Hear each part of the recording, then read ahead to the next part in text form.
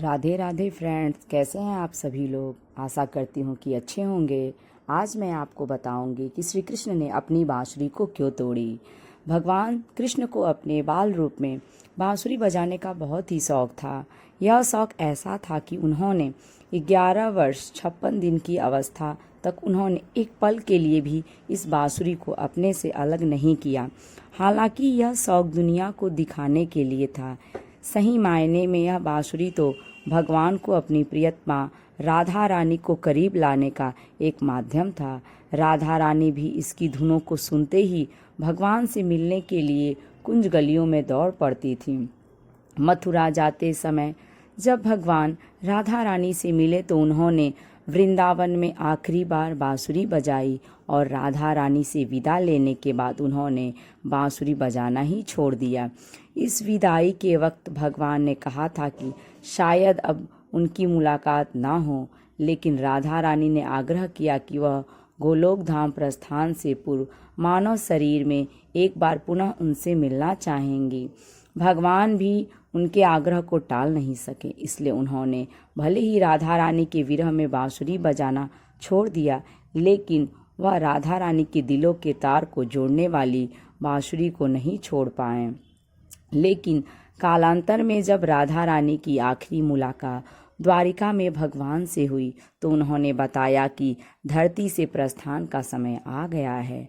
हालांकि भगवान ने उन्हें रोकने का प्रयास किया, यहाँ तक कि भगवान के आग्रह पर राधा रानी कुछ दिनों तक देविका के रूप में द्वारिका प्रवास भी किया।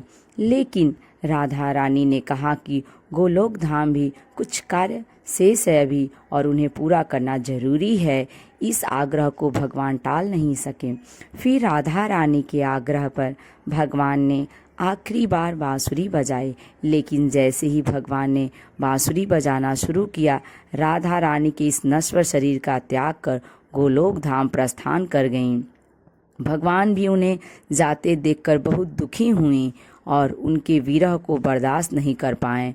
उन्होंने उसी पल बांसुरी को तोड़कर झाड़ियों में फेंक दिया। बिना राधा रानी के नहीं बजाई बांसुरी। मथुरा जाने के बाद भी भगवान अपनी बांसुरी को सदैव अपने पास ही रखते थे, बल्कि दूसरे शब्दों में कहें तो वो इसके बिना कभी भी उसे अपने से अलग वो नहीं रखते। गुरुकुल में उनके सहपाठियों व गुरुकुल से वापस लौटने के बाद भी उनकी माँ देवकी ने उनके पास बांसुरी देखकर कई बार उसे बजाने का आग्रह किया।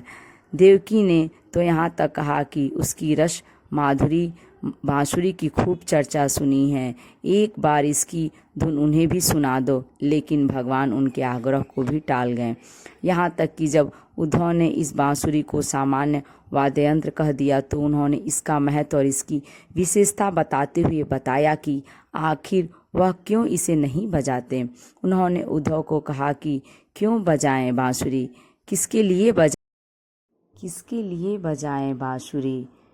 आखिर जब राधा रानी ही नहीं है तो बांसुरी की धुनों का मतलब ही क्या। इस तरह से उन्होंने बांसुरी को नहीं बजाया और तोड़ करके फेंक दिया। यदि आपको यह वीडियो अच्छी लगे तो लाइक करें और यदि मेरे चैनल पर नए हैं तो इसे सब्सक्राइब करें।